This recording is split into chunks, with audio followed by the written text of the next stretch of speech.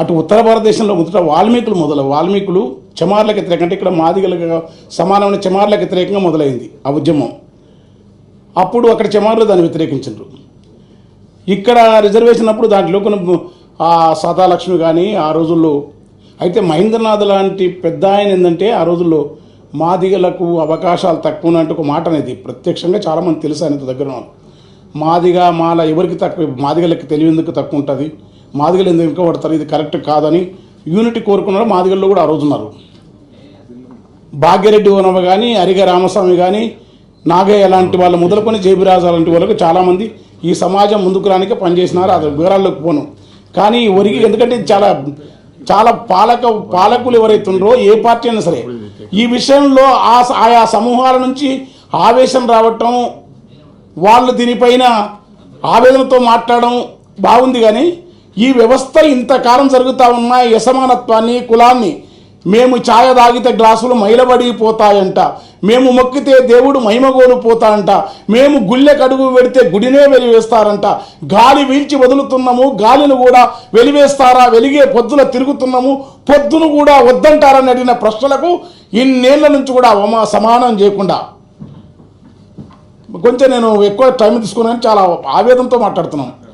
చుండూరులో 9-10 మందిని బలిదానం చేసి రక్త క్షేత్రాలు జరిగితే ఇదే న్యాయ వ్యవస్థలో ఇంతవరకు వాళ్ళని ఎవరు చంపించలేదు. లక్ష్మీపేటలో ఏమి జరిగింది తెలియదు, కారం చెడులో ఇప్పటివరకు ఏం జరిగింది తెలియదు. న్యాయ వ్యవస్థ పట్ల కూడా మాకు గౌరవం ఉంది, అత్యున్నత న్యాయస్థానం. పైగా జస్టిస్ చంద్రచూడ్ లాంటి మహానుభావులు, ఎందుకంటే వాళ్ళ నాన్నగారు సీనియర్ చంద్రచూడ్, వీళ్ళంతా కృష్ణయ్యరు లేకుంటే భగవతి, చిన్నపరెడ్డి, ఆ పరంపరలో నుంచి వచ్చిన ఒక ప్రగతిశీల అభ్యుదయ భావాలను న్యాయమూర్తిని ప్రజలు గౌరవిస్తున్నారు.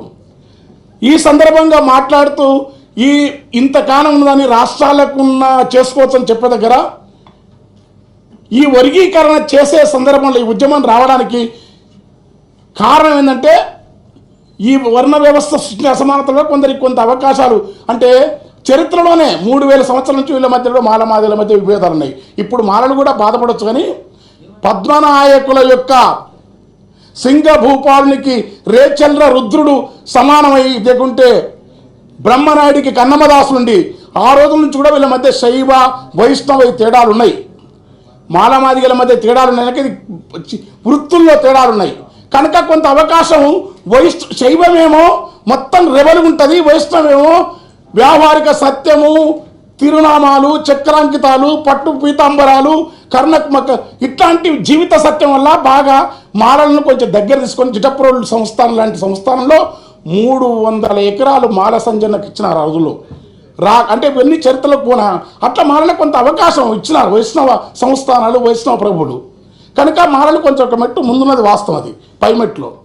కానీ ఆ తర్వాత నిజాం వచ్చిన తర్వాత మాదిగలకు కూడా అంతే సపోర్ట్ ఇచ్చినారు. వరంగల్ జిల్లా లాంటి ప్రాంతంలో ఇప్పుడు ఈ ఉద్యమంలో ప్రధానమంత్రి కృపాకరు అని మాట్లాడతాడు, మంచి కవి రచయిత, వారి సహచరి జూపాక సుభద్ర, వాళ్ళకి 30 ఎకరాల భూములు ఉంటాయి.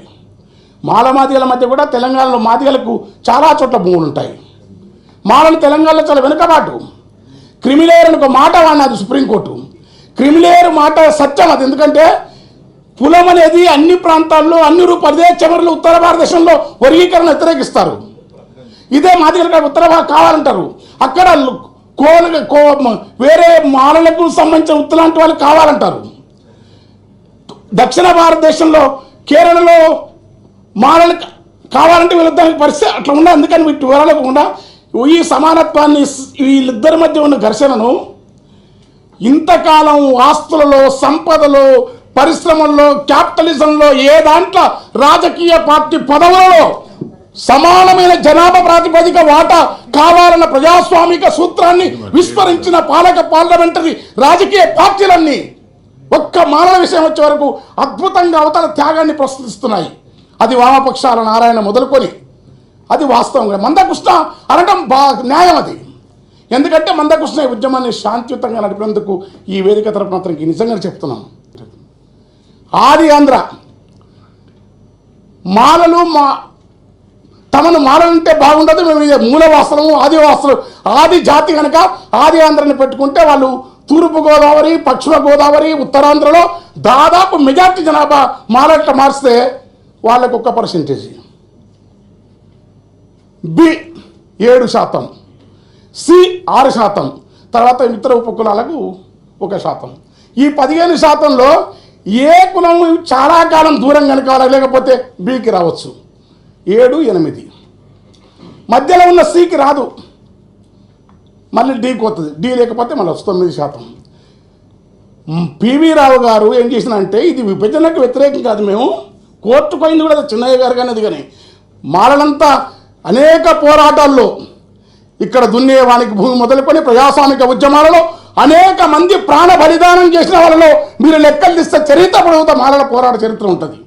తామే కాకుండా ఇతరులను బతకనిచ్చే మహోన్నతమైన వారసత్వ విలువలకు సంబంధించిన నటరాజం పెద్దిశంకర్ మొదలుకొని మహోన్నతమైన మీరు ఇవాళ కీర్తిస్తున్న మహాప్రజాయుద్ధం యొక్క గద్దర్, కత్తిపద్మరావు, శివసాగర్, జేబీ రాజు ఎవరైనా సరే మాలలందరూ కూడా ప్రజాస్వామిక ఉద్యమాలకు బాసటగా నిలబడ్డారు. ఈ ఉద్యమాన్ని కూడా మాలలు అట్లా సంతకం పెట్టిన ఇక్కడ శాసనమండలి సభ్యులుగా మేము ముందున్న నేను కూడా వర్గీకరణకు జేబీ గౌతమ్, పద్మారావు గారు, జేబీ రాజు గారు, శివసాగర్ ఇలా మేమందరం ఆ రోజుల ఉద్యమానికి సపోర్ట్ చేసినాం.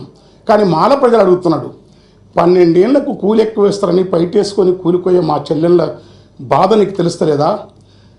వాళ్ళ వర్గీకరణ అయితే సపోర్ట్ చేస్తున్నాడు. మమ్మల్ని అడిగినప్పుడు మన బాధతో పాటు వాళ్ళ బాధని సపోర్ట్ చేస్తాం, కానీ అయితే మరి గ్రూపుల పద్ధతి ఏంది? జనాభా లేదని చెప్తారు. ఒక్క నేత కాని కమ్యూనిటీ మాలల వృత్తి మగ్గం, మా ముత్తాత కూడా మగ్గాలు వేసేది, తాత కూడా నిలిచినాడు. ఒక్క నేత కాని కమ్యూనిటీ 12-11 లక్షలు ఉంటారు, అది మాలని చెప్పరు. చాలా చోట్ల మన్య పని భూమి ఉన్నందుకు మన్యం అంటే మన్య పనులు అని చెప్పుకుంటారు, అది మాలని చెప్పరు, అది మాల ఉపకులంగా చెప్తారు. తెలియక తీసుకున్నారు. బేగరి వృత్తి కాటికాపరి ఆ రోజు బ్రాహ్మణులు హింసిస్తుంటే సత్య హరిశ్చంద్రునికి బాసలాడి కొన్న కమ్యూనిటీ వీరభావుడే మాల కదా, బేగరి ఉంటాను ఆ బేగరి మాల అని చెప్పరు. ఇట్లా మొత్తం ఉపకులాల లెక్క తీసేసి మాలలు 2011 సెన్సస్ ప్రకారం 25 లక్షలు అంటారు. కానీ ఇప్పుడు దళిత సమాజం ఇద్దరిలో కూడా ఆదర్శనీయంగా కొంత వాయిస్ను బలంగా అంబేద్కర్ వాదాన్ని, కాన్సరాం వాదాన్ని ఒక ప్రజాస్వామిక దృక్పథం ఇస్తున్న ఒక మేధావి విశారదని చెప్పినాడు. మాలలు 30 లక్షలు, మాదిగలు 40 లక్షలు తెలంగాణ అని చెప్పి. ఇది నా మాట కాదు, నేనంటే ఎందుకంటే మాల ఏ సమూహం ఏ కులమని వెతుకుతారు దేశంలో. కనుక మాలల జనాభా ప్రకారం వర్గీకరణకు ఎవరికి తెలంగాణకు వచ్చే వరకు ఇక్కడ వర్గీకరణ ప్రకారం మాలలు వెనుకబడ్డారు. మాలల క్రిమిలేయర్ ప్రకారం ప్రియాట్లో ఉండాలా. మాకు రిజర్వేషన్ నా వరకు నేను ఏంటంటే మాలలు ఒప్పుకుంటారా మాదిగలు ఒప్పుకుంటారా లేదు, క్రిమిలేయర్ ప్రకారం ఎదిగిన సెక్షన్లకు రిజర్వేషన్ ఉండాలంటే మాలలకు ఏదైతుందో ఇక్కడ తెలంగాణలో ఏ లెక్కన చేయండి, భూమి, ఉద్యోగాలు, కార్పొరేషన్ లోన్లు అన్ని విధాల కనుక వాళ్ళు క్రిమిలేయర్లో మొదటి స్థానంలో ఉండాలి. చేస్తాం, చట్టం చేస్తాం, ఆర్డినెన్స్ ఇస్తాం. అంత ఉత్సాహం మీకెందుకో, అంత ఆసక్తి మీకెందుకో? తరాల కొద్ది మా వేలు పెంటలు కలిసినప్పుడు, మా గూడాలు కలిసినప్పుడు అనేక ప్రాంతాల్లో తెలంగాణలో దళితులమే దాడులు జరుపుతాము. మౌనంగా ఉన్న మీకు ఇంత ఆనందం ఎందుకో? ఆర్థిక సామాజిక అన్ని అంతరాలలో ఎవరు వెనుకబాటుంటే వాళ్లకు వాళ్ళ వాటా ప్రకారము క్రిమిలేయర్లో ముందుంచండి. తర్వాత లేకపోతే వీళ్ళకి ఇస్తాం, వీళ్ళు లేకపోతే వాళ్ళకి ఇస్తాం, వాళ్ళు 9 తీసుకుంటాం వీళ్ళది. కనుక అది జరగకుండా జనాభా లెక్కలు, తర్వాత ఉషా మెహ్రా కమిషన్, తర్వాత అమరత్వం చెప్తుండ్రు. మాలలను గుర్రాల మీద వర్గీకరణకు వ్యతిరేకంగా ఏ సమాజం అయినా సరే ఆకలి ఉన్నవాడు మా ఇంత డెమోక్రటిక్గా ఆలోచించలేడు. పేదరికం, దుఃఖం ఉన్న వాళ్ళ అమాయక ప్రజలు వాళ్ళు పోతే గుర్రాలతో తొక్కించి చంపేసిన దాని మీద ఒక్కరూ కన్నీళ్ళే కార్చరు, ఒక్కరూ ప్రస్తావించరు. ఇప్పటికీ ఎంతమంది బాధపడ్డారు. ఇదే పాలక పార్టీలు తెలంగాణ వచ్చిన తర్వాత ఒక దళితుని గుద్ది సంపద కూడా ఎవరు పట్టించుకోరు. కానీ మా విషయం వచ్చే వరకు మా మధ్యలో ఈ సమస్యను పెంచాలనే పద్ధతులు కాకుండా ప్రజాస్వామికంగా నేను విజ్ఞప్తి చేస్తున్నట్టే అటు మాలలకు కూడా మన వాట ఎవరి దజాదాక్షిణాలకు ఎవరి సొమ్మును ఎవరు గుంజుకొని తినవలసిన అవసరం మనకు లేదు. అది మనం తర్వాత నిజంగానే ఉద్యమం అంటే అలగాల్సింది మాలలు. ఈ రాజకీయ పార్టీల్లో మన వాటా ప్రకారం, మాదిగల వాటా ప్రకారం ఉమ్మడిగా మనకు రావాల్సిన వాటాను లాగే ఉద్యమాన్ని తీసుకోవాలా.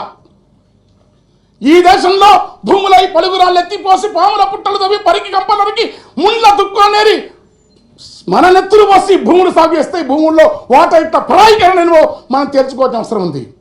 ఇక్కడ మొత్తం ఈ సంపదను, ఈ పరిశ్రమని ప్రైవేటైజేషన్లో రిజర్వేషన్ పాలసీని తుంగం దొక్కుతున్నప్పుడు వాటి కోసం ప్రైవేటు భాగస్వామ్యంలో కూడా రిజర్వేషన్ రావాలని మారలు పోరాడాలి. మాదిగలకు వ్యతిరేకంగా పోరాడితే అది తప్పుడు సంకేతాలు పోయి ఈ దేశంలోని పాలకవర్గ సంపద పెట్టుబడి చేతుల్లో ఉన్న స్వార్థపూరితమైన నాయకులకు ఒక ఒత్తాసును, ఒక ఆయుధాన్ని మనమై మన వ్యతిరేకంగా ఆయుధాన్ని ఇచ్చినట్టు కనుక మాలలు నిగ్రహంతో వివరించాలా, మాదిగలకు జరిగే మేలును అంగీకరించాలా.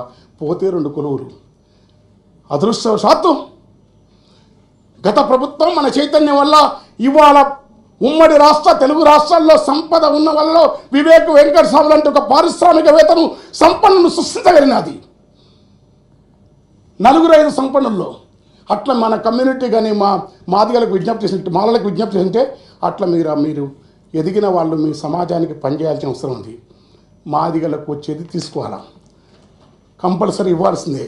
ఈ బాధ కన్నా, ఈ అపోహల కన్నా, ఈ ఇద్దరి మధ్యన వైషమ్యాల కన్నా ఈ దళిత సమాజం అంతిమంగా మళ్ళీ వీళ్ళ దళిత సమాజానికి రావాల్సిన హక్కులు మాదిగలకు ఇస్తూనే మా జనాభా ప్రకారం మాకు ఇవాళ ముందు జనాభా లెక్కలు తెచ్చండి. మన్నెపొర్లు, మాలొళ్ళు, వలియదాసరి, బ్యాగరి, మాలమాస్టి ఇలాంటి కులాలన్నీ ఏవైతున్నావో మాల ఒప్పుకున్న నేత కానీ మా లెక్కలేస్తే మాల మాదిగల మధ్య నాకు తెలిసిన ప్రకారం ఒక్క 5% మాత్రమే జనాభా తేడా ఉంది. విశారదం లాంటి వాళ్ళు మంచి చెప్తున్నారు, కానీ కొందరు నాయకులు ఈ పాటలో ఉండి ఆ పాటలో కొన్ని మా దళితులు కూడా వాళ్ళు ఎంత ఉండాలి 12 మనం 12 ఉన్న మొత్తం ఉండండి, ఇంకా మాకు రిజర్వేషన్ అనేది ఒక మనుషులను తమను తాము నిజంగా చెప్తున్నాం. కానీ దళితులు ఆత్మగౌరవంతో రేపు అంటే మేము రిజర్వేషన్, మేము బానిసలం, మేము అడుక్కుంటాం. కానీ కాదు, మేము మనుషులము. వీధిలో కొలువైనవో ముని ఒక్క దళితవాడ కదా అంబేద్కరు. నీ అంతరంగమే కరుణకు ఆలయం భయ అంబేద్కర హితకర భరత జాతి ఖ్యాతి నీవేని అంబేద్కర్ వారసత్వంతో ఉంటే అంతిమంగా మనమే ఈ రిజర్వేషన్ అనే చిన్న ఉపశమనపు భిక్షాన్ని తీసేసి